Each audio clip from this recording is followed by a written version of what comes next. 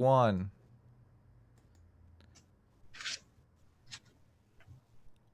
Hey everybody, it's your friend Adam. I'm here for another fascinating Think Club debate. It's Wednesday. And I'm here with S.J. Thomason. We're going to talk about objective morality. She's already been complaining about my question.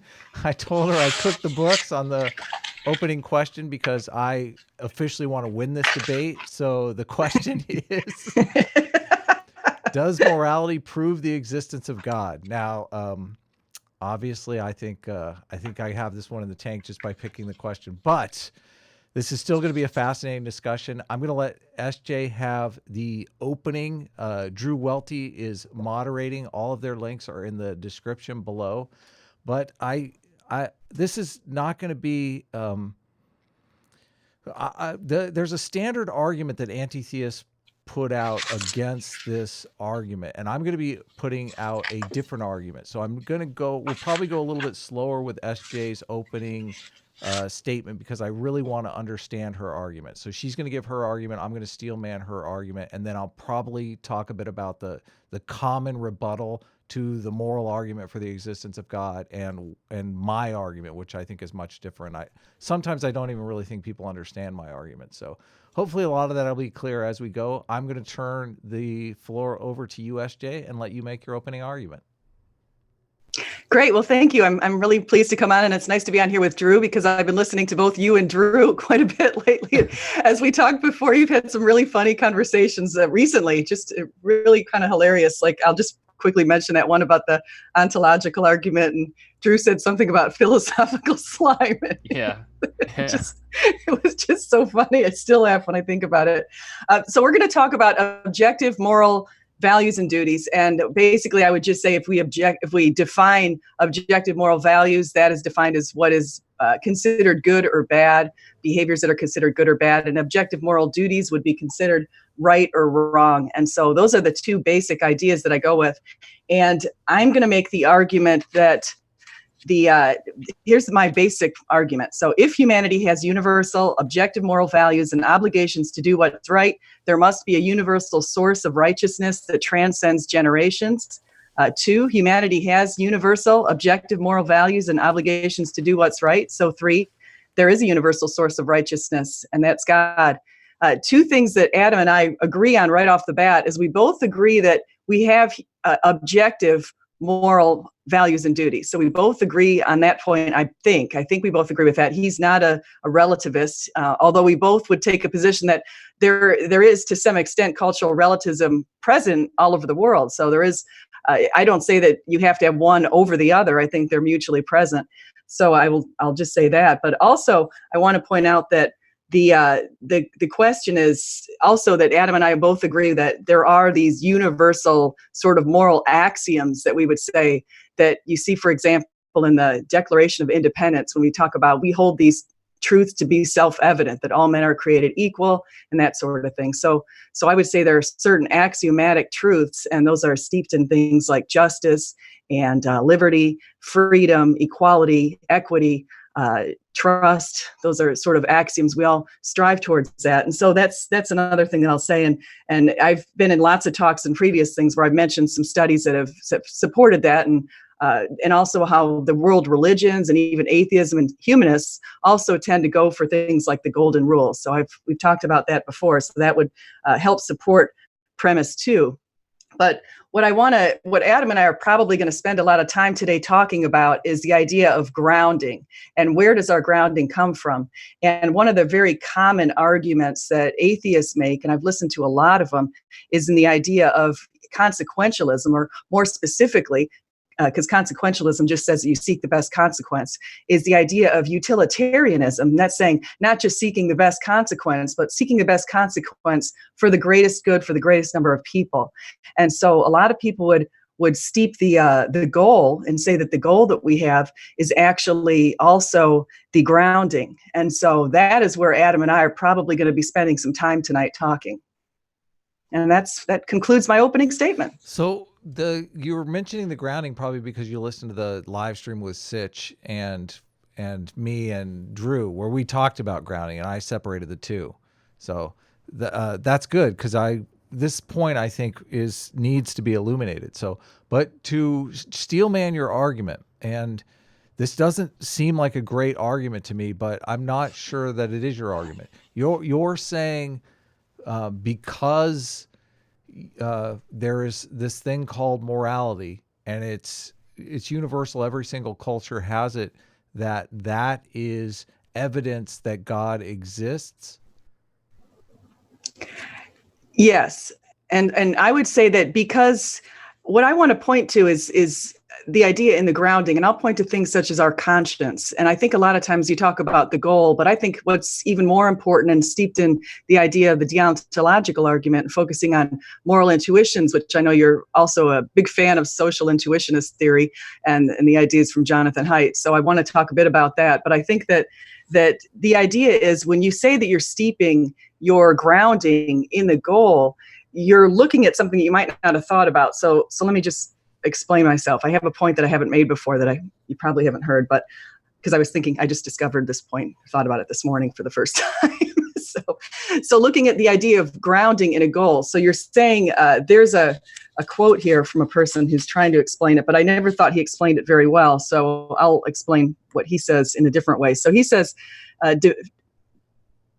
actually, I don't have that exact quote right in front of me. So there it is. Okay. So Rawls says of what Rawls says of utilitarianism is true of all consequentialism. Its point is to define good independently of right, and right in terms of good. And in general, consequentialists see this requirement and try to meet it.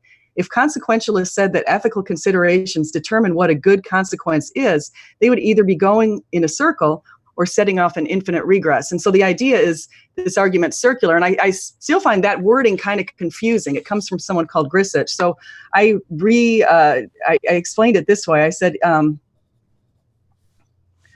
defining happiness or well-being or pleasure-seeking as a good consequence, while saying it is right to seek happiness, well-being, or pleasure, is a mere play on words, leading to circular thinking. Even if we change the goal to love or focused on our mutual duty to love, the thinking is problematic. Saying that it is good to love and it is right to love, so we should love, is true. We have a universal and objective moral duty to love. But saying that we can agree on the goal of love or our duty to love, so therefore our shared goal and mutual agreement are both the objective foundation and the shared goal and duty we should achieve, is circular. It equates with saying that humans have an underlying principle to be moral and a goal of being moral. The goal is also the grounding of the goal. So to put it another way, setting a goal, let me just put it one little T part. So setting a goal is an act or doing. So if you ever heard the distinction between doing and being. So setting the goal is doing, while the grounding is being. So you really can't conflate doing with being. Doing focuses on an impersonal external world and the act of setting the goal and getting something done, while being focuses on something that's very internal and personal. And so I'm saying that in this internal personal ideal sets things like deontology and conscience and intuition. I think this is a little off topic, because I want to know I want to know what the moral argument is. The moral argument seems to be that we can see like this fingerprint of God in the fact that we have morality. Okay, you're saying that it has to do with a conscience, that people have a conscience that's inside them that tells them right from wrong. And you're saying that this is universal around the world. But me as just a materialist, I can say, we also have universal opposable thumbs. What's different about the consciousness? Why don't universal opposable thumbs point to a God, yet a universal internal moral compass does point to a God? Like how are we making that jump? I think I would say that we're making the jump because we're the only species that basically has these moral obligations or these moral duties. And so the question is, where does that come from? And so that's my thing, because I look at the animal world and we could say the animal did something good or bad, but we can't really say that the animal is necessarily right or wrong. So I would say that we're unique in that way because we're made in the image of God. Okay, but just from a strictly materialist perspective, I don't see how there's an evolutionary story here as well of how we are imbued with a consciousness that tells us a lot about, you've looked at moral foundations theory. Jonathan Haidt basically is cataloging all of these moral intuitions and tracing them back to how they evolved in human beings. So my problem with the moral argument, and why I think the moral argument is getting in the way of us forming better societies, is because if you simply are saying that our conscience comes from God, how can we study that empirically? Well, I guess let me think about this for a second. So if I say our conscience comes from God, I probably am going to look back and just question about our conscience. I would say is the grounding for our duties. And so actually, let's go back to Jonathan Haidt, like you said. So Jonathan Haidt, I was listening to a social intuitionist theory, and he said that, and this is in contrast to what some others have argued, but he said basically we have this intuition, and the intuition leads to our reasoning. Mm-hmm. And I think that's true. I agree with that. I say our intuition leads to our reasoning. But then I was thinking about that a little bit more, and I thought, then our reasoning leads back to our intuition, and our intuition. I think it's actually a circular situation. It is. It's a feedback loop.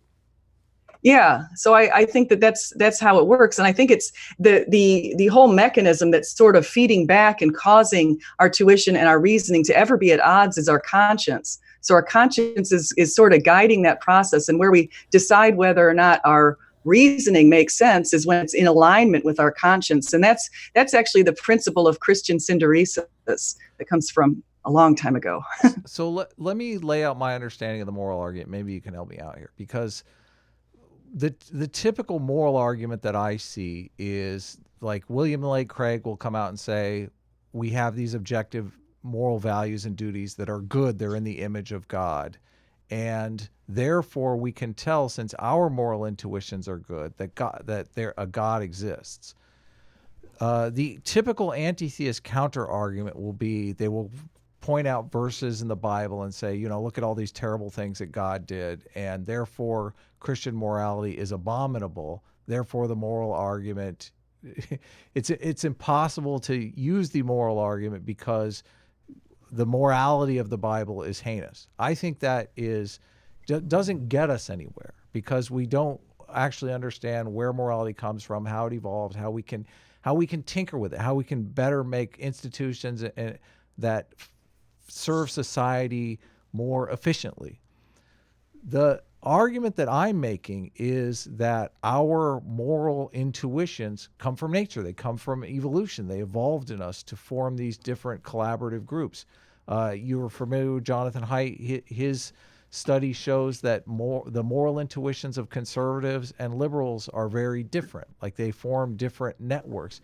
But each of those moral communities serves a different function in society. The conservatives, and Jordan Peterson has said this many times, the conservatives, they're the ones that tend to run companies.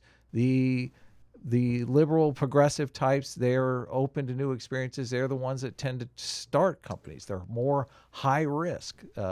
Conservatives are more low risk. So I think studying those moral intuitions from an evolutionary perspective gets us more. And I keep hearing people, you make this argument. I've heard William Lane Craig make this argument. And I don't think it's a good argument for the existence of God. And the main reason that I have a problem with it is I think it stands in the way of us making moral progress. I had a talk recently where I said, can our moral intuitions ever be wrong? And I'll ask you, do you believe our moral intuitions can be wrong? I think our conscience isn't right. Is our moral intuitions could be wrong if they don't align with our conscience properly. Okay, so you're postulating two separate entities. You're saying that there's moral intuitions and a conscience, and what is the difference? The conscience is I would say the conscience is the driver of the intuitions, and also reasoning. So I think that intuitions and reasoning, intuitions is closest to my idea of having grounding. So you're grounded in intuitions because you have this innate sort of within your being or your nature intuition.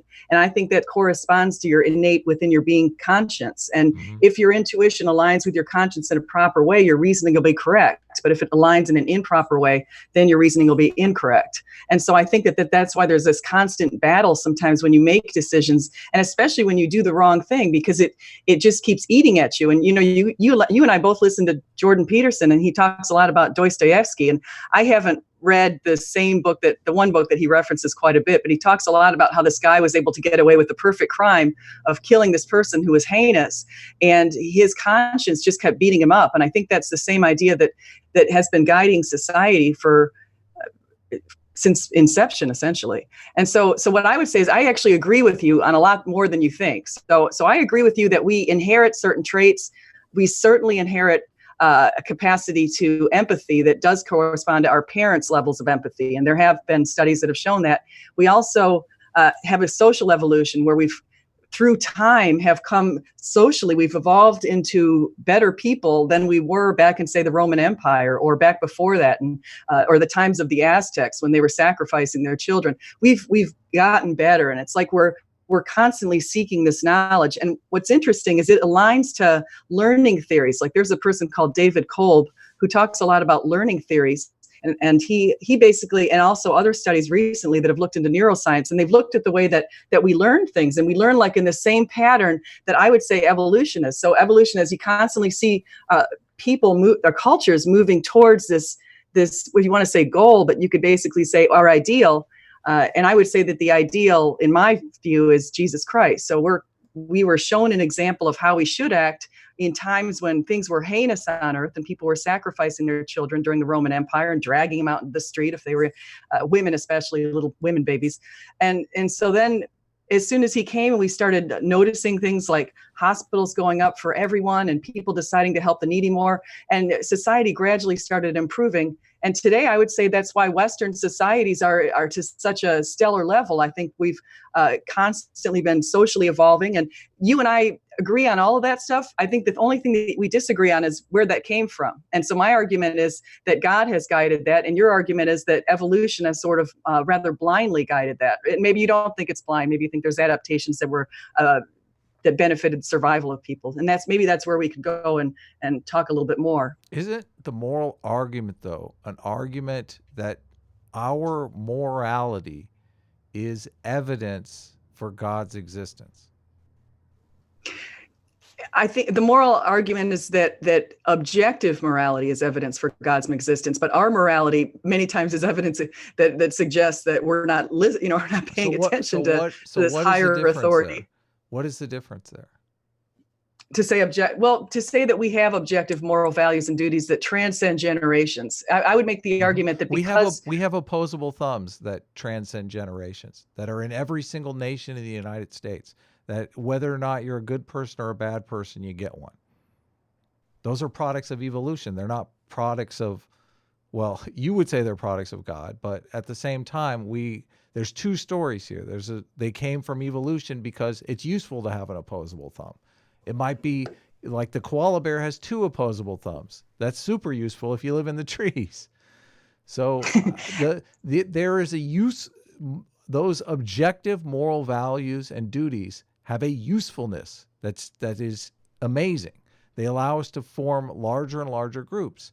The larger group that you have, the more resources you have at your disposal. We're much stronger in the United States than they are in North Korea because we are huge. We have a huge population that works together efficiently. And the way that we work together efficiently is that we have this moral system. We agree to this system. We agree to interact in certain ways. Just like your cells in your body agree, they have chemical arrangements, chemical forms of communication with one another, and they agree to certain rules. The morality is the exact same thing with societies, but I don't see how, because you have an intuition that you shouldn't lie to people or screw people over, how that is evidence for God. See, I would differentiate your arguments focusing on a physical feature of a person, and I'm basically talking about something that is within someone's mind, and so it's not a chemical or something that's so physical. It's actually something that is more metaphysical, and so I would say that's what the thoughts in their mind produce behaviors, right? And that's when it becomes physical. The action, actions Yes. could be a physical action. You're moving your hands or doing something. Other animals have behaviors as well. Like what thoughts take place in their head, we don't know. You're right.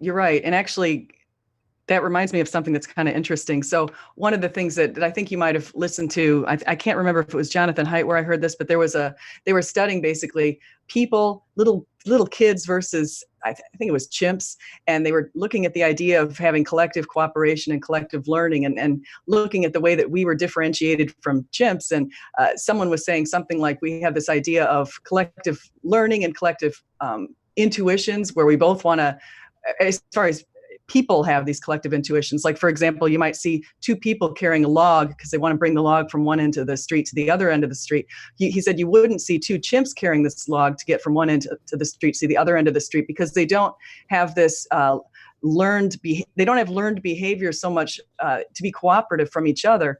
And they were focused on things like that. And so they talked about humans do have these learned behaviors. And one of the things that we got that from is the idea of language, which has been passed down in generations. And so there are a lot of differentiators between humans and animals. So I think the idea of looking at nature and saying, well, animals might have thoughts too.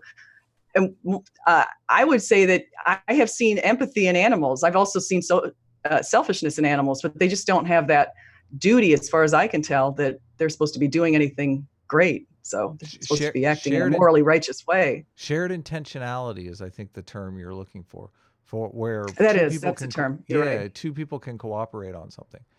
But shared intentionality is a useful adaptation in the environment, a incredibly useful adaptation. They postulate that this is why the whites of our eyes evolved, because I saw that too. Yeah. So, but link for me how this is evidence for God, because I mean, I listen to these talks with William Lane Craig, and I'm just as baffled. I'm like, the closest I can get is that they are saying this is God's fingerprint.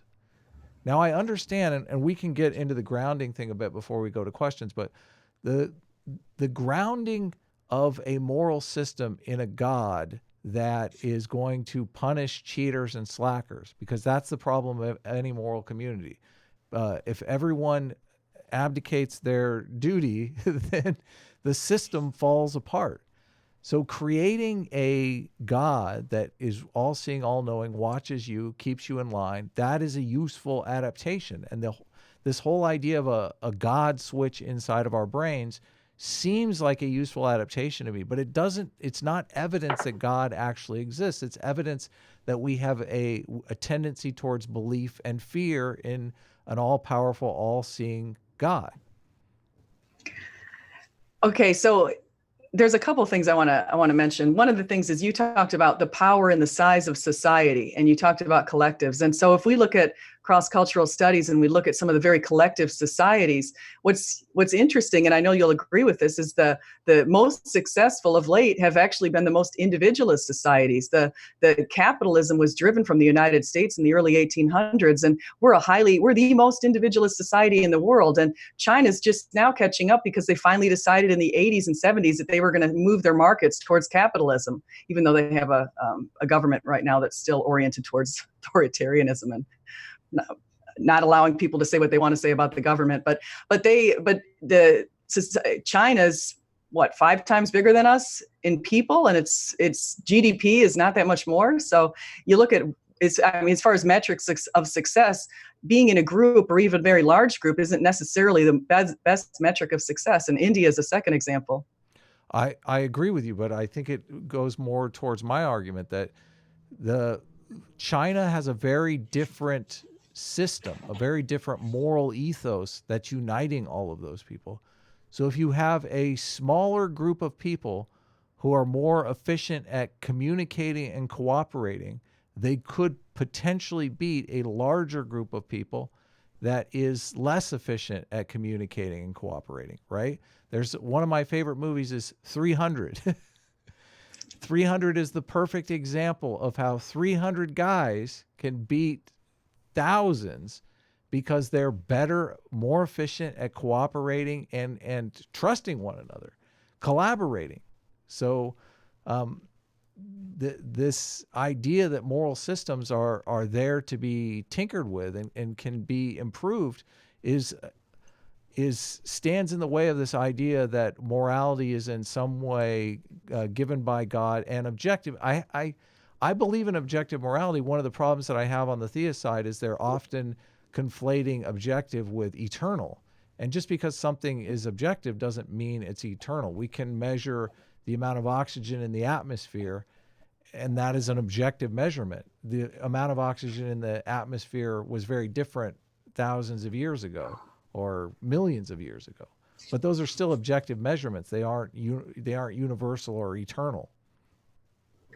Well, let me bring up another one. Let me go off another angle. So I'd say that, so you're talking a lot about our physical nature, the universe, lasting eternally, all this kind of stuff. And one thing or into eternity, obviously it's not physically going to last into eternity. We know it didn't physically, it has a backdate, but one of the things is speaking to the idea of morality, is looking at the idea that why is it that all humans, and again, all these same studies that we referenced before, talk about that humans have this innate desire or to seek meaning and purpose. If the atheistic worldview is true and life really doesn't have any purpose, and in 10,000 years or 20,000 years or a million years, everything's going to be completely obliterated. So why does it matter? So why would we have this desire to seek purpose? Because animals don't have the desire to seek purpose, as far as I can tell. Well, I don't know how this affects the topic of God, because the obvious answer would be you would imbue your entity to have the feeling that they're working towards a purpose. I mean, why? Why would we? Why? Yeah. So to aid in survival and reproduction, to sustain the species. The evolution has one goal: survival and reproduction. You're right. Evolution does have a goal of survival and reproduction. But if you have an organism that has no feeling of purpose, okay, so therefore it does not reproduce, against an organism who does have a feeling of purpose and does reproduce, which trait is going to be passed into the future? The feeling of meaning, correct? It doesn't mean that there is anything sustaining this feeling of meaning aside from evolution. See, I wouldn't buy the idea that my goal is necessarily survival and procreating. That's something that's the very base goal of Maslow, for example. Self-actualization at the top of the Maslow hierarchy is something that's more important. But why is that? Where did that come from? You still, I mean, everyone has human beings like to embed themselves into communities. Is that a standard goal? Yes, I agree with you. And actually, you're bringing up why do they like to embed themselves into communities? Why does that give meaning to people? Why do we hear things like become a part of something greater than yourself? Why does that ring true to us? I think you're answering something very valuable, actually. I think that the fact that we know that selfishness is something that should be scourged, and we know that being selfless is something that should be rewarded. We know that forgiving people and being very grateful is something that's very valuable. And where did these strange things come from if our whole creation is just centered around the idea of survival of the fittest and most adaptable?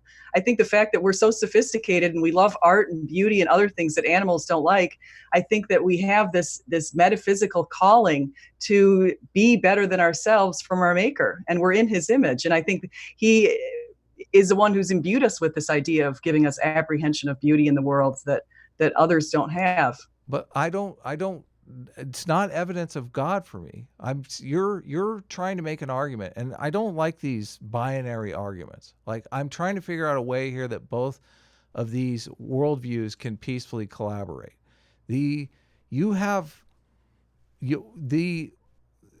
Essentially what you have with the moral argument is another God of the gaps argument, and we're closing in on that gap with moral psychology. I used the idea that people get meaning from becoming a part of something greater than themselves is because we today act out psychologically what our ancestors acted out physically. When you become a part of something larger than yourself, it's called a tribe that is competing against other tribes in the world for survival and resources, okay? You are focused on your status because the higher status you have in that tribe, the more likely you are to turn that status into offspring. Status has reproductive value, very much so.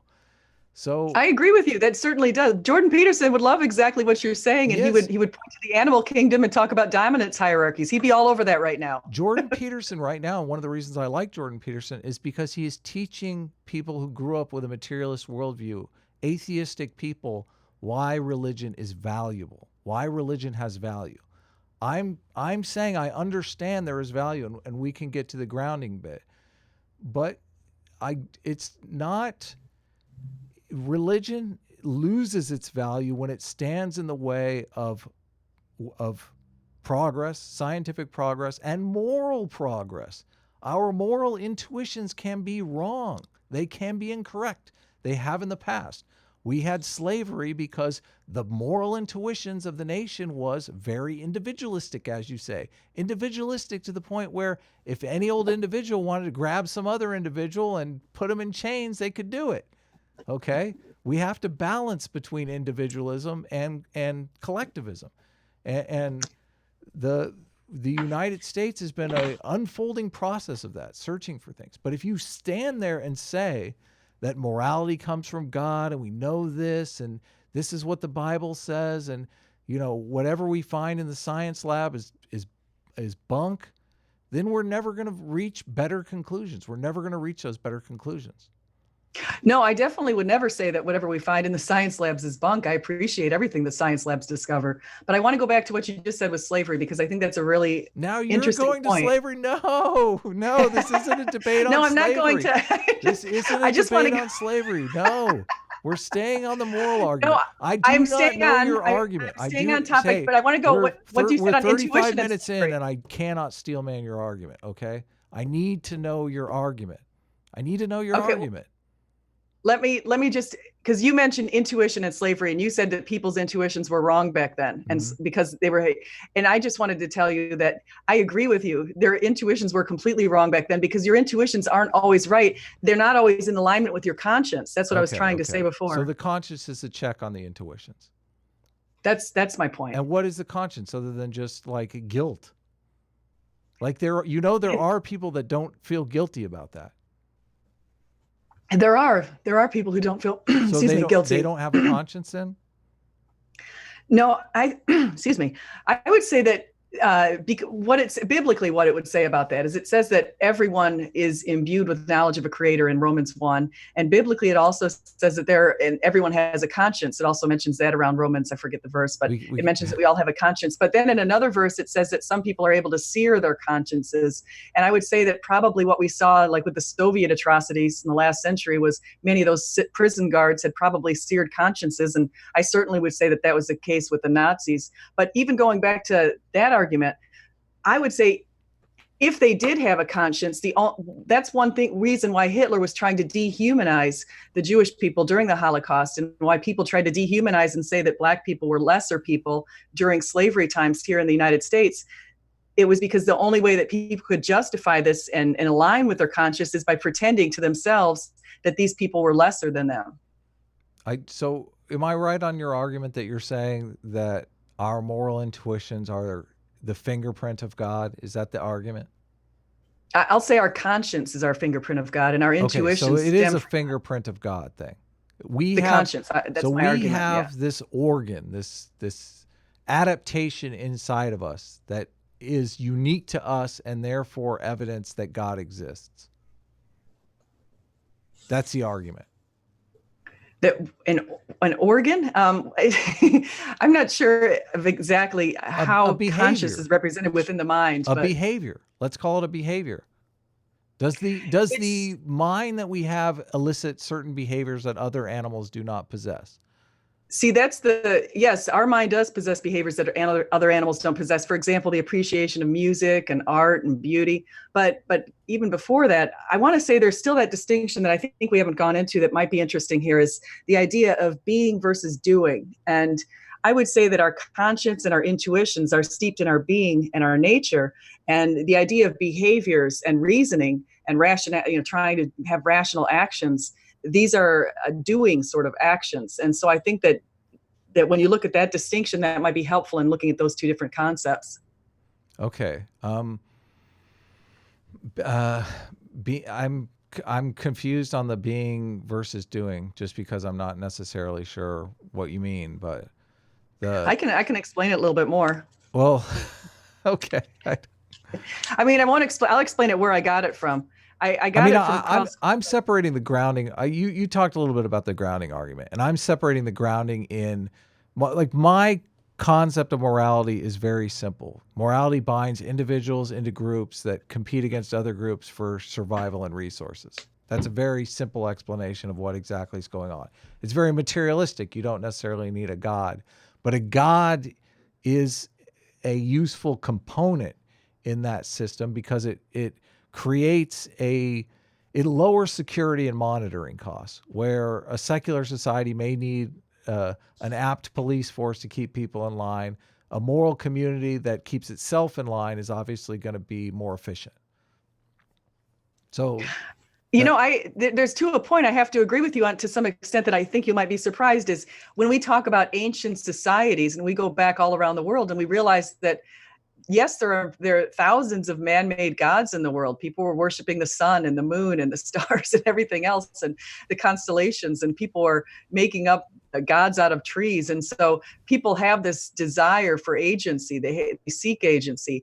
So my view is that I look at the particular God I worship, and I'm looking at Jesus Christ, and I'm saying that this particular God is the end-all be-all form of nature and being. And so that's my argument. I would say that yes, evolution has pointed people to create their own gods, and some people create their own gods as themselves. They're their own little mini gods.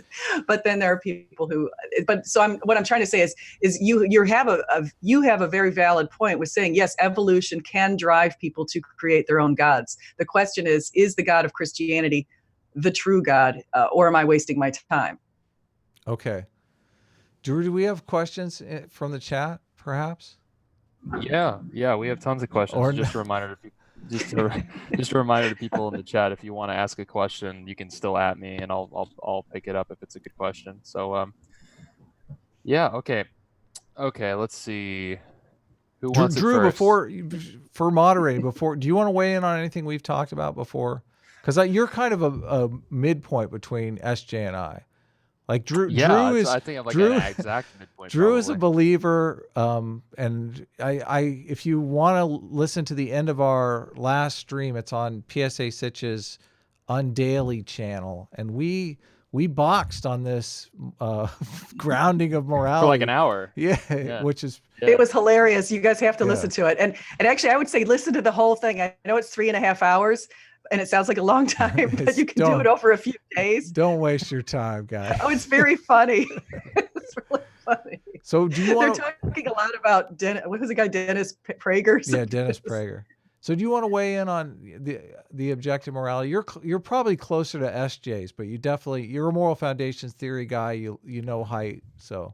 Yeah, I would have to think more about the conscience thing, because I definitely think that intuitions are something that comes from evolution, but I haven't thought a whole lot about the conscience being like a separate thing that checks the intuition. So I would probably have to just wait, because I've never even considered that idea before. So I think that's kind of interesting.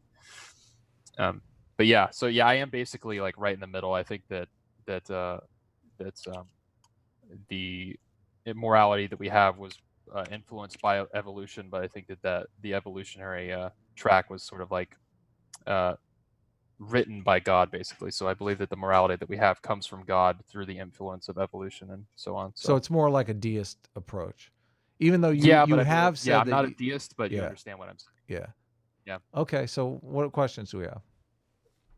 Yeah. Okay. So we got John Buck's asking questions like crazy. Who else? So okay, let's go ahead and go with the first one from John Buck. This is a question for Adam. Can people's moral intuitions be incorrect? If so, does this indicate they are not the foundations of morality?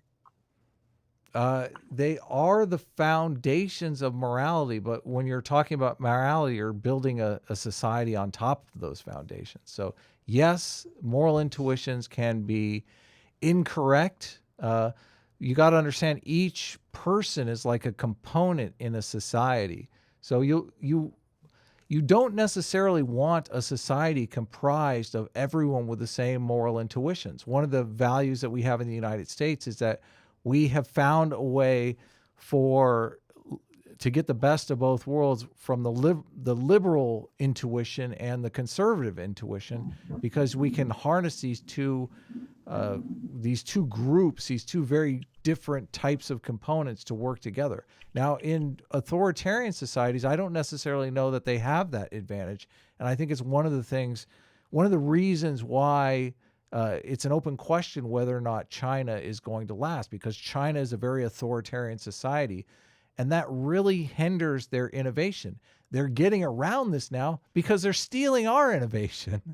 But I don't know how long that's going to last. They're basically parasitizing our society. So that, yes, moral intuitions vary across people, and that's a good thing. A lot of people have the moral intuition that everyone should have the same moral intuitions, and I think that's a moral intuition that is incorrect.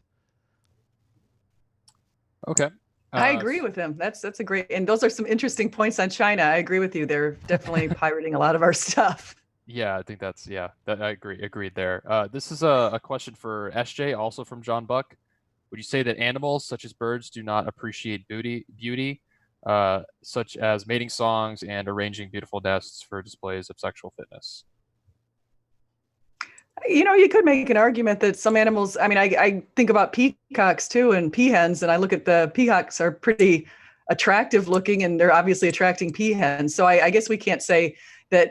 I would say, though, that animals don't have a good apprehension of things like abstract concepts and abstract art and that kind of thing. And so maybe if they might like colors or something like that.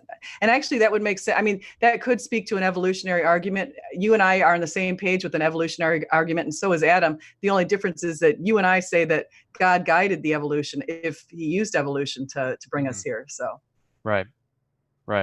Okay, so this is another question for Adam. This is two questions asked in the same basic way from the same person at two different times in the stream. So one of them is, this is from Cameron Gilchrist. One is, why should human survival be considered a good thing? And why should human flourishing be considered a good that's prejudiced against other life forms? Well, I'm prejudiced. I'm a human being. I want total world domination by my species. That is the mandate that evolution has given me, and I am fully on board with that mandate.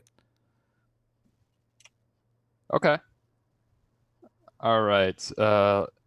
Read Nice Wonder. I like this question a lot. Our conscience is a part of the writer, not the elephant. No? ?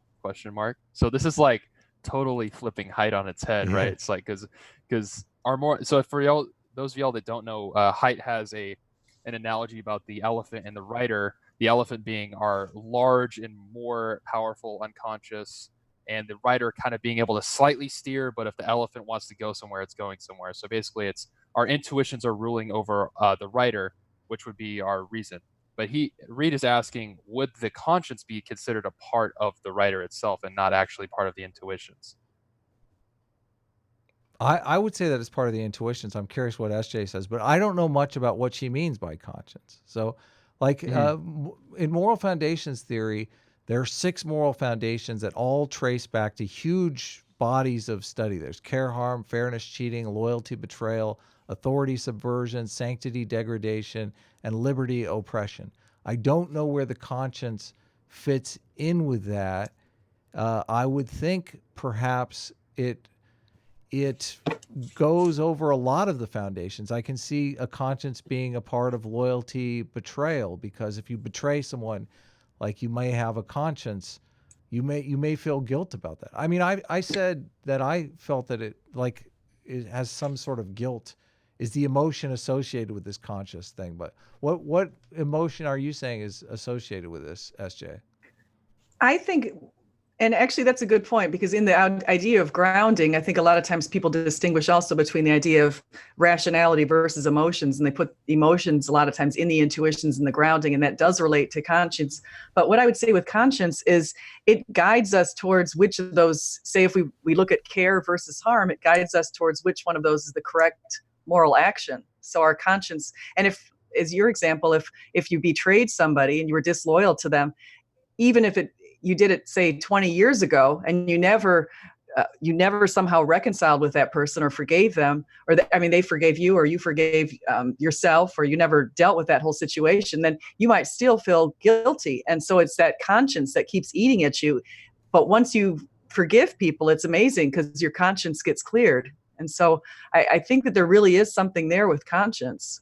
Well, if you're using it interchangeably with intuitions, and it seems that you are, I don't know why you just wouldn't go with intuitions. I think actually she's saying it's almost like a moral reason. So it's like the writer is distinguishing among the field of intuitions that they're having to decide what is truly moral. It's like it seems like almost like a separate cognitive process almost. Like, so it's not, it's like if you have all these moral intuitions, it's like among those, which is the right thing to do. It's like it's something that the person does as a consciousness. It's not something that the unconscious necessarily does. She said it guides you, though. I think it's I would say, I'm going back. There's a theory, I mentioned it briefly before, but it's called Christian synderesis, and that's where I got this idea from. And it came from, where did it come from? Was it St. Augustine or there? I forget if it's St. Augustine or Augustine. Augustine or Aquinas. I can't remember. I want to say it's St. Augustine in the Summa Theologica. I think it's in there, but it's the idea of you have reasoning and we have intuitions, and both of those are sort of going back and forth with each other. And you're wondering, are your intuitions correct? Right now, your intuition's this, and whether it's in alignment with your conscience is like this foundation upon which these are spinning. We're trying to define the conscience, though. Like, I understand in books and whatnot, in common parlance, what the conscience means. I just don't know how to quantify it. Jonathan Haidt has quantified those moral intuitions. Like, those are what guide us to what we're supposed to do. Like an intuition that abortion is wrong is a moral intuition. How is that separate from a conscience? Like, what are you saying? What is the conscience? You feel bad because you had an abortion, right? Because your moral intuition is that abortion is wrong. If you don't think abortion is wrong, your conscience is going to say, "Oh, no problem." Yeah, they're very related to each other. So I'm going to have to think about how exactly to best explain how to distinguish those, because you brought up a good point. We're trying to quantify morality in a way that we can study it. Yeah, I think that if I was going to give sort of a response to what you just said, Adam, I think that what would happen is say you had a person who was high in the harm foundation and also high in the liberty foundation. Mm-hmm.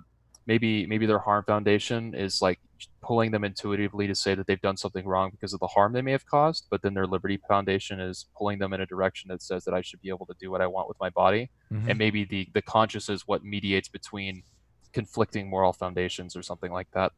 You see what I'm saying? So maybe if they have some that's sort of your conflict. Moral reasoning right there. That's the writer. So okay, the conscience is the writer then. We figured it out. I can Next explain question. it now. I've got a better explanation that I can explain it. Right. Where are you getting this from? Why are you tied to the conscience thing? Just out of curiosity. I've just been thinking about it while riding my bike. Oh, okay. So I've been listening to a lot of videos, and I'm trying to put all the ideas I hear together. Gotcha. But let me just explain it. I just thought of a better way to explain it. So Put it this way. Okay, so you say you're on the side of a lake and you see an alligator in the lake, and you see a little boy at the edge of the lake. Now, your intuition says, run away.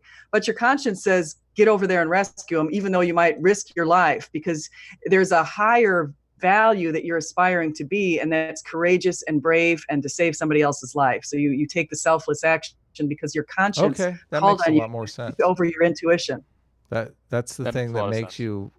So the conscience is the force that propels you to jump on the hand grenade, the thing that turns you selfless. Yes, Okay. that's what I would say. Okay, that's interesting. That's interesting. Yeah. Okay, so got a question for SJ. Okay. This is from Timo Naro. What are we morally progressing towards after legalization of homosexual marriage? People view less and less homosexuality as an act of sin. Is this moral? As far as is he asking me if homosexuality is moral, or our evolution towards allowing that is moral? I think the question specifically on the latter half of this is it moral that people are viewing homosexuality less and less as a sin? Is I think the idea. I'm not sure. I'm not sure how to answer that, because the Bible says certain things on homosexuality, which I believe are in alignment with what God believes with respect to homosexuality. But oh wait, it might be gone. Okay, we're back up. Yeah, that's super weird. Hey everybody, I think we're back. Let us know in the chat if you can. I don't know exactly what happened there, but I think we're back up. Okay, let's see. So since Drew is moderating, he's the one that's supposed to get us back on topic after we've disappeared for as long as we did. Yeah, we are back up. I can see it. Sorry about that, guys. I don't know exactly what happened. OBS quit for a second on my end, so I don't know what happened. But anyway, we're talking about the conscience. Somebody else had a good question for us, I think, Drew. Yeah. So let's see. We've got Civilize asking, how can moral claims be wrong if they're rooted in our survival? If we view moral thinking in terms of it help us survive, then when does it become wrong? SJ, you want to take that? Yeah, I think that I don't think that survival is the perfect metric to use, because I would say that someone might say that I can advance the species if I go and impregnate a whole bunch of women by force. And so that itself would be rape, and we would consider that wrong. Someone who does that, or a person runs outside of marriage and starts impregnating all the neighbors, that would be wrong. So I think that looking at just survival in itself isn't the perfect metric. Well, it would be survival of the group, though. So if a person is a free riding off of the group through some process like rape, that's why we have these prohibitions against this. Because what if that person is a free rider on the group? What if the whole group decides, just like they did in ancient times with war, and they said, let's go rape and pillage that area. Let's take all the women and rape them all. And so we advance if you watch William Wallace and the whole idea with Scotland, the idea was they were going to advance I know. And I would think moral progress is that we've evolved away from that. Like, we've literally made war illegal. So you're right. So I agree with you. So I think that, and I agree with you, and we've made moral progress, but I'm just saying that using survival alone without considering other dimensions of our lives isn't the perfect metric. That's all. Well, do you think our survival has been improved by the fact that Europe hasn't fallen into, countries warring with one another for hundreds or thousands of years? I mean, absolutely. So adding the prohibition on war to our moral rule set has been a good thing. It's aided in survival and reproduction and not hurt survival and reproduction, right? Well, maybe what if I just said there's a whole group of people who live somewhere and they don't necessarily, and they decide that they're going to all rape their own kids or rape their own wives or people with that? Because they decided they want to propagate the species, and they say, hey, if my wife right now, she's all of a sudden she's turned 40 years old and she can't have any more kids, and so I'm going to go ahead and rape a bunch of people who are younger. And I mean, I'm just throwing out an example, not using war. I'm trying to get away from war and just saying, we know rape is wrong. It's not necessarily a survival reason why we say rape is wrong. We're just saying it's morally wrong because you're violating somebody's freedom. Okay. And I agree with you on the moral foundations. It would fit into the sanctity purity foundation, or loyalty to your own wife or husband. So that sort of thing. Any more questions, Drew? We're coming up on an hour here. Just oodles of questions. Yeah. Oh, by the way, Writer John Buck, we saw your super chat. Just for everybody to hear that, it's Writer John Buck super chat for $2 said, Adam admitted to being a human supremacist. Thanks, John. Jeez. He just throws that out there. All right. Let's see. This is from Writer John Buck. This is an actual question. Another question for Adam. Is the fact that more moral actions provide greater genetic fitness provide evidence, greater or lesser evidence for moral creators or sustainer of reality? I don't think it provides any evidence. So less. Okay. Okay. So Ron45 asks, or Ran45 asks, the immoral behaviors, on the other hand, could be seen as more universal. Considering the theme of the topic, would this be considered proof of the devil?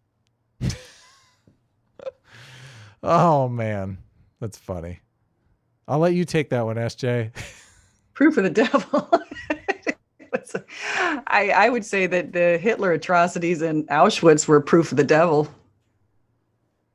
Okay. All right. Let's go 2 more questions. Give us your best questions. Best questions. Okay. Yeah. These aren't Jordan Peterson style hierarchically ordered. I got it. Hey, come on. Ran45 asks, can't get much more selfless than being a drone in a social insect society. Does this mean that bees, ants, and wasps are the avatars of reality? Yes. Or morality, rather. Yes. Many philosophers, historical philosophers, have noticed a difference between human beings and the social insects. Yes. Social insects have distilled morality to a universal morality that's even chemically based. We have this language that always seems to breed miscommunication. So, all right, we got to get one more, right? Yeah, one more. Who is it? Who's the lucky questioner? All right, let's see.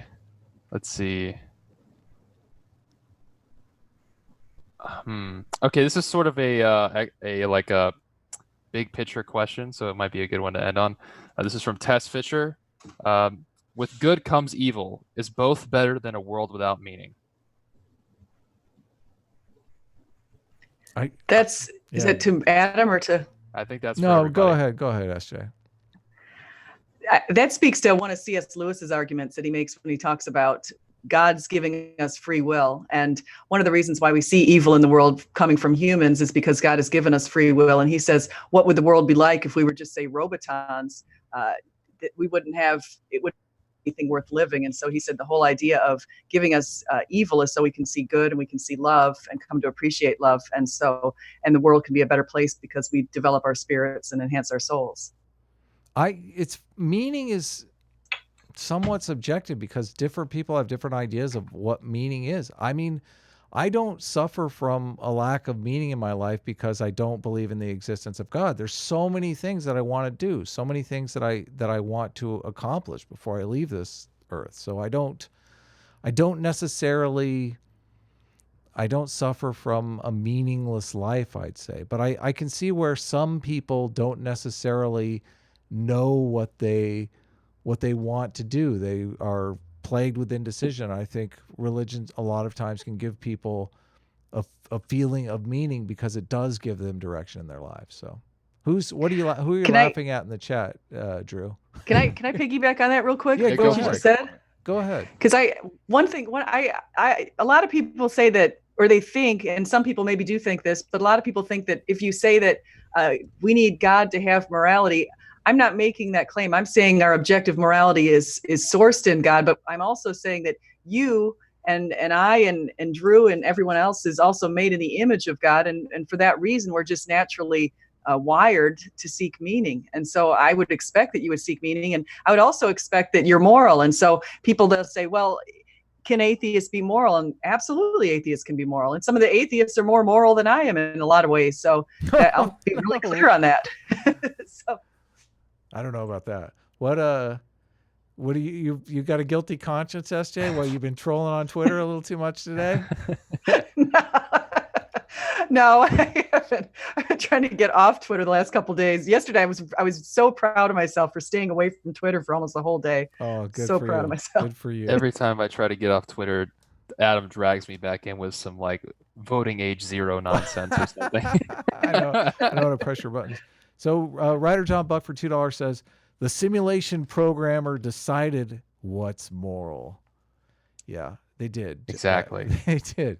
They set it up. You were talking a lot about that on Sunday, the simulation. They set it up so the more copies of your genes that you get into the future, that's what's moral. And everything else is working backwards. So, and SJ's argument that, this creates a world where everyone should theoretically want to be a rapist is completely incorrect, because what happens when humans evolve the ability to cooperate is they team up and they kill that guy.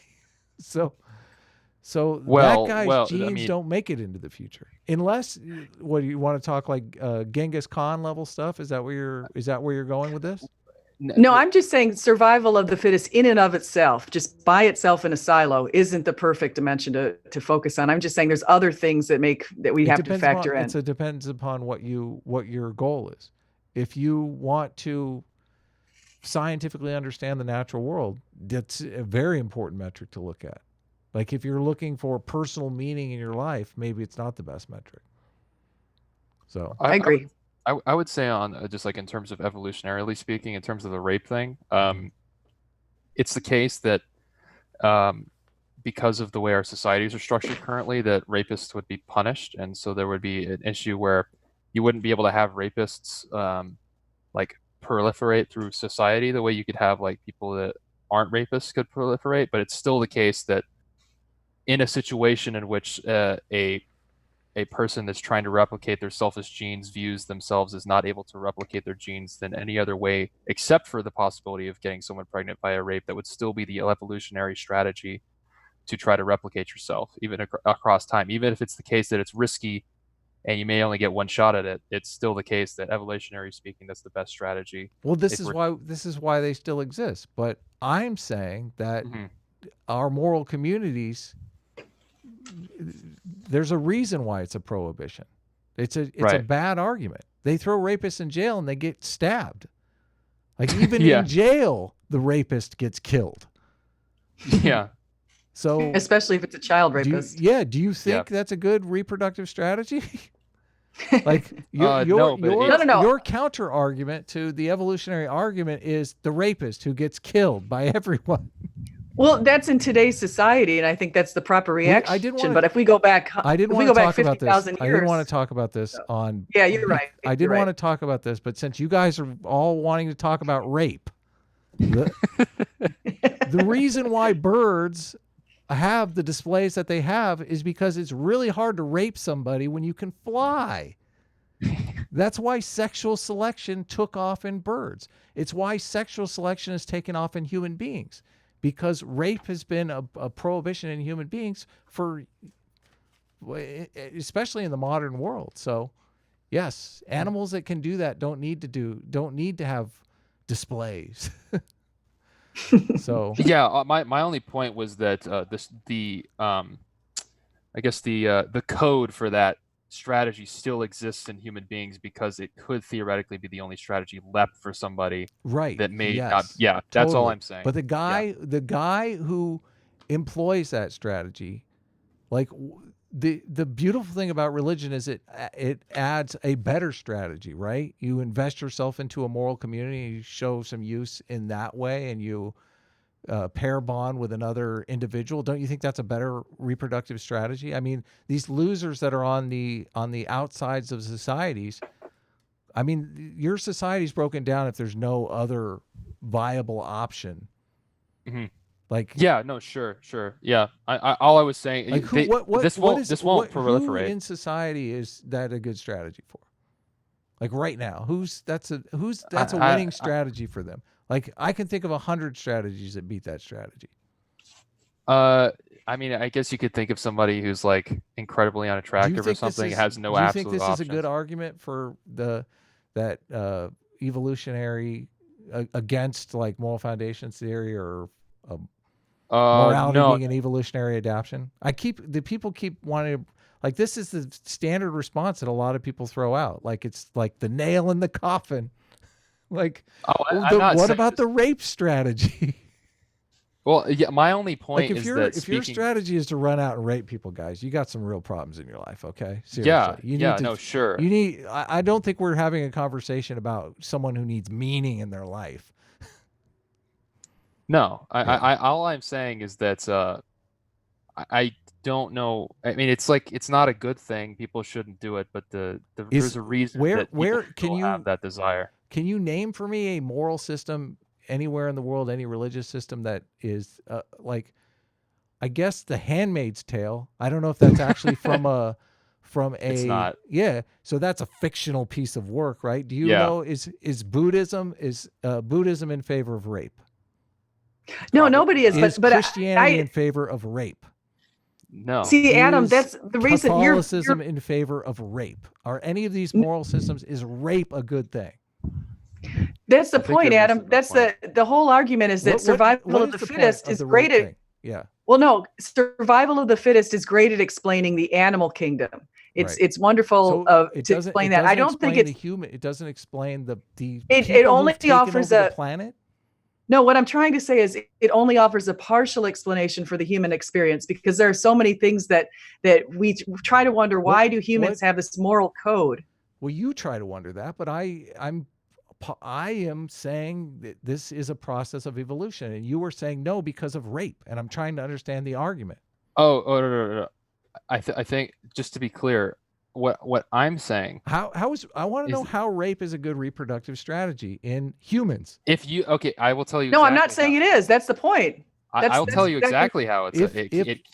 Go ahead. If you have no other opportunity to attempt to replicate your genes across time, that is the only strategy left. That's my point. That's my only point. Right. And what's that woman? What is that woman going to do as soon as the rape occurs? That depends on the woman. But obviously, at this point, you could probably. No, it does actually depend on the woman. But the more likely thing at this point would probably be abortion, right? Yeah, exactly. Come on. I'm not saying it's a good strategy. Guys. That's a terrible argument. You're mischaracterizing what I'm saying. You're mischaracterizing. I'm not saying it's a good strategy, but it theoretically could be the only strategy left. And on a purely evolutionary field, I don't see how you can. It's a terrible strategy on the evolutionary field. That's what I'm telling you. If it's the only one left, then it doesn't matter if it's the worst. Okay. That's my only point. My only point. Yeah, that's it. Yeah, I'm not saying what you think I'm saying. I'm just saying it could. It's still evolutionary viable. The reason why I have a problem with it is it's not evolutionarily viable. In a specific situation. In a specific situation, it is. Yeah. Yeah. The dream situation that never existed for 100 years is like, come on. People wouldn't still do it if they didn't view it as a successful strategy, and at least at some point. People wouldn't. Yeah, that's my only. I don't think the people that are doing it are concentrating on reproduction, to be honest with you. Well, there are, for example, there are people who doctors who've done that to women in when they're. You know what so in the doctor's offices when women have been put out and they've basically not known, they were unconscious, and doctors did that to them. So there are people who are doing that to try to add to their own race, add to their own family. Whoa, that's freaky. That's crazy. All right, let's end it on that note, guys. Thanks for tuning in. Yeah, this has been a fascinating discussion. Now that I've said rape 100 times on my freaking live stream, this is guaranteed to be demonetized. So if you want to sign up for my Patreon, that would be super cool.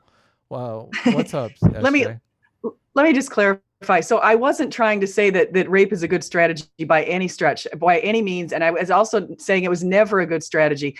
I was saying that at one point during war and in past societies in ancient times, it could have been considered a strategy. Oh, And it's a great going strategy. back to William Yeah, Wallace. totally. Yeah, But no. but It that's used to be the and norm. When the soldiers took over the city, they went in and raped everybody. That used to be the moral norm.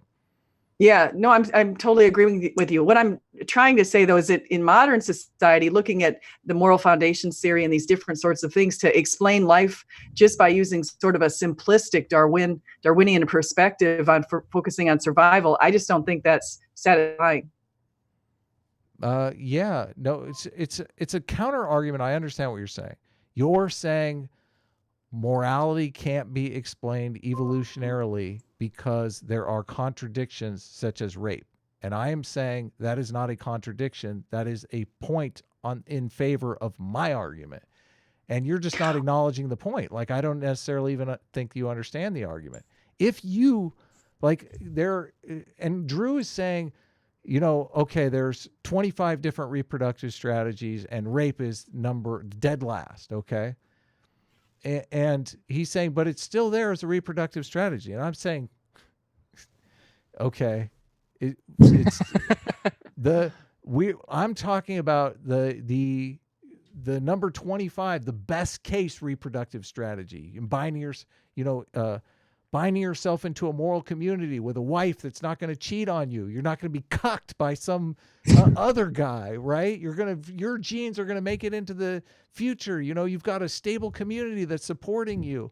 If you fall on hard times, you can rely on the church. You can have 10 kids, 20 kids, whatever you want. Okay. That's the best reproductive strategy whatsoever. All of these reproductive strategies can be accounted for under moral foundations theory, under my idea that we bind ourselves into group to compete for resources. But you're simply saying because the worst reproductive strategy out of the entire 25 exists, that it's somehow evidence against the fact that this is a good way to look at the world. I'm saying that it's evidence that this is a great way to look at the world. No, I'm just saying it's evidence that it's not a comprehensive way to look at the world. I'm not saying it's that's all I'm saying. Right. I'm saying if you want to really get a full picture, because, for example, we could go back to talking about moral values. What does it leave out, though? Other than God, what does it leave out? Survival of the fittest and evolution. Yeah, you're saying it's not that it leaves. I'm just saying, how does rape have to do with it not being comprehensive? If we look at Darwinian evolution and we look at things like moral values and looking at the moral foundations theory, they're descriptive. They give us a view of how things are in an as-is situation, but they don't give us the prescriptive moral oughts. I think I know why I don't like that is because not only are you pointing out the least effective reproductive strategy, you're postulating it, you're putting it forward as the best reproductive strategy. You're saying, no, I'm not. Well, you are in effect. No. You are in effect saying that if no, I'm saying it's not. It doesn't only rely on evolution. If evolution is our metric for looking at the world, then all of a sudden rape becomes viable because rape is this great reproductive strategy that people will use because we're all just creatures of evolution, and why shouldn't we? I think that's the argument that bugs me because that's just a terrible argument. No, what I'm saying, and why did you bring up rape? I'll grant you that. Why did you bring up I'll grant rape? you. I'm saying that doesn't, looking at evolution or evolution, I pronounce it a little differently, but looking at evolution I'm just saying that doesn't give us a full picture of what we see today. So we have this moral system. We're wondering how it came about. You're saying it's explained by evolution. I'm saying that there are some other things going on in our morality. For example, our moral duties to care for people and to be fair and to be loving and benevolent and that kind of thing. And so we have all of these things that are out there. So I'm just saying we also have this conscience that's telling us we have these duties to act in this way. And I'm saying these are prescriptions, and evolution is not prescriptive. Well, how can you say that? Evolution is totally prescriptive. Evolution. No, it's descriptive. Even Haidt has said that. Well, but if your goal is to propagate your genes, then obviously doing certain things to propagate your genes is a prescription.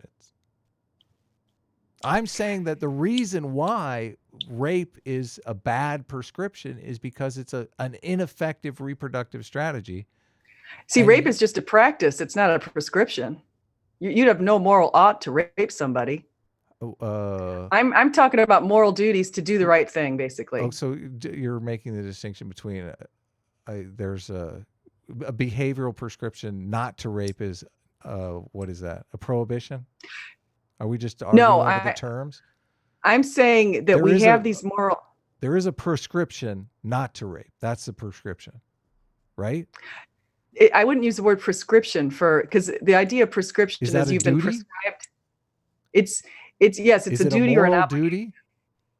It's a moral duty to do what's right. Is the prescription idea? Okay. All right. Interesting discussion, you guys. Sorry, it got off on a tangent. I'm sorry. Everybody. I know next time I won't go down that avenue. Everyone wants to say that as if rape is like my trump card. This is the best. If you're right, then rape is the best reproductive strategy. It's like, what world do you live in? That's a straw man, Adam. Come on, that's not what we're saying. That's not what we're saying. What are you saying? Want me to clarify? Yes. Okay. Under a religious moral system. Mm-hmm. Under every circumstance, rape is wrong. Under a evolutionary system, there is an extremely niche situation in which it is the correct strategy. That's what I'm saying. That's a good way to put it. Yeah. Do you see what I'm saying? So when she's saying it's not all encompassing, it's that there's this little tiny situation where it doesn't actually capture it always being wrong. Right. But in the evolutionary system, you're categorizing moral systems by their reproductive success. Okay. That's the whole point of this whole conversation. So that's why I'm saying, like, the system does accept that, but it wouldn't call that system moral because it's such this system says the more reproductive success you have, the more moral it is, right? Something with very little reproductive success wouldn't be considered moral. At the group level, there's no way you could consider that. There's no way that you could consider rape. I think I see what you're saying. A success at the group level. Okay, if you want to talk about it at the group level, that's at fine. The individual level, sure, why not? Yeah. By the way, also to clarify, there are 3 reproductive strategies, not 25. Oh, well, there are 3. We will go into that in the next stream. Yeah, we'll definitely talk about the 3 different reproductive strategies.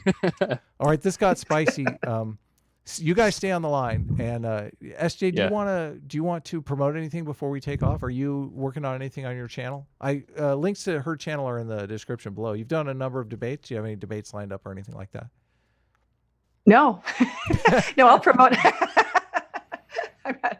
I have a channel. I hope people subscribe to it. I'm here. I'm in the chat, so you can hopefully click on that. And I have a website. It's called Christian-apologist.com, and I publish blogs a lot on Christianity and reasons to believe. And I also have a Twitter site at LEAD1225. Drew, would you like to promote anything? Are you working on a new video? I did check out that last video, and it's awesome. Everyone should check it out.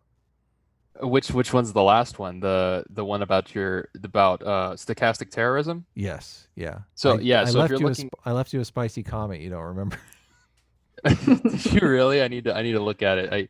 I forgot about that. So yeah, my last political video was about stochastic terrorism. I recently uploaded like a gaming video just because I was bored and threw some stuff up on there. So if you're interested in Hunt Showdown, that's on my channel at just Drew Welty on YouTube. But also I have some political stuff on there too if you're interested. And in addition to my interest in morality and arguing with people on the internet, I love you guys, by the way.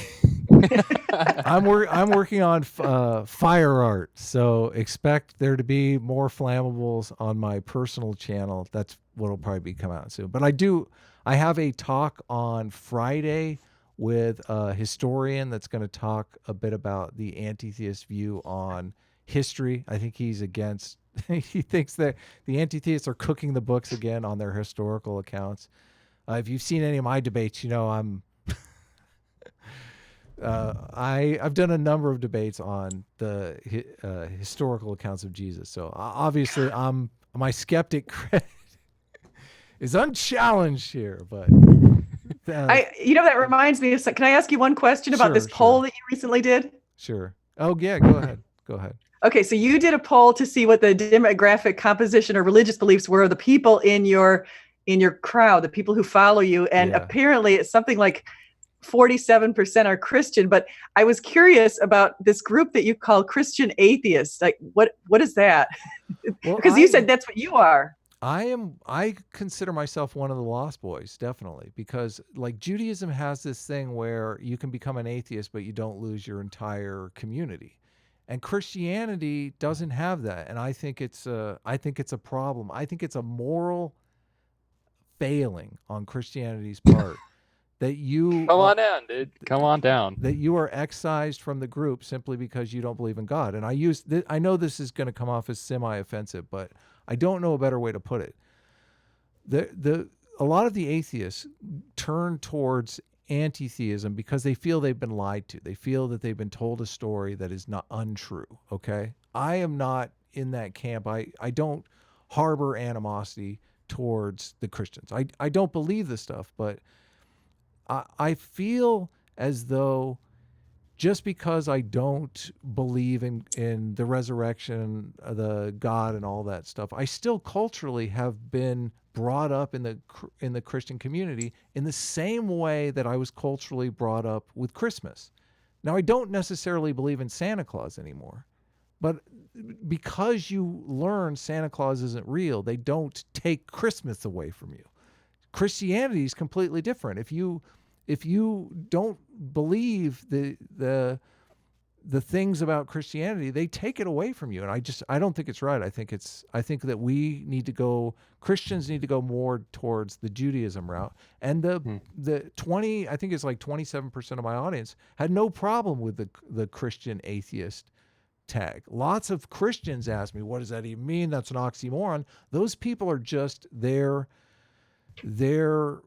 basically prodding people to get back into the Christian camp. And I don't think it's healthy.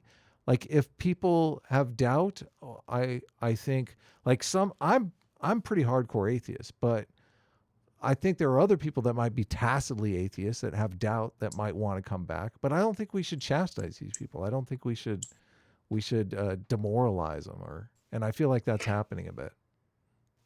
Would you call yourself maybe instead a cultural Christian? Because I think Jordan Peterson is kind of a similar cultural Christian where although in his case, I guess he says he acts or he lives like like there is a God, but he doesn't necessarily seem like he believes. That like makes him say that basically means that he believes in God though, because he said that like action is basically like when he says I act as if I believe in God, which is basic. His definition of belief is like acting something We're out, drifting so off. like, We should go. Yeah.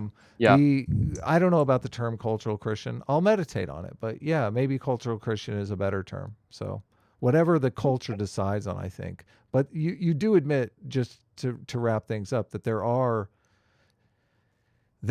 some there's like a believe or get out ethos in Christianity, right? In some churches, I would definitely say so, yes. Okay. So I don't think that's healthy. And part of my goal is to just help people understand, like, I can't remember the proverb, but it's like, if you throw the boys out of the village, they'll come back and burn it down. And I feel like that's a lot of what's going on in this atheist-theist debate. I feel like you've thrown a lot of people out and they're coming back to burn the village down. And I don't think it's healthy for any of us. One quick thing is, look what it says in the Bible. It says something I can't remember. Let's not go there. No, there's a verse that says Thank you for tuning in. We'll catch you guys in the next video.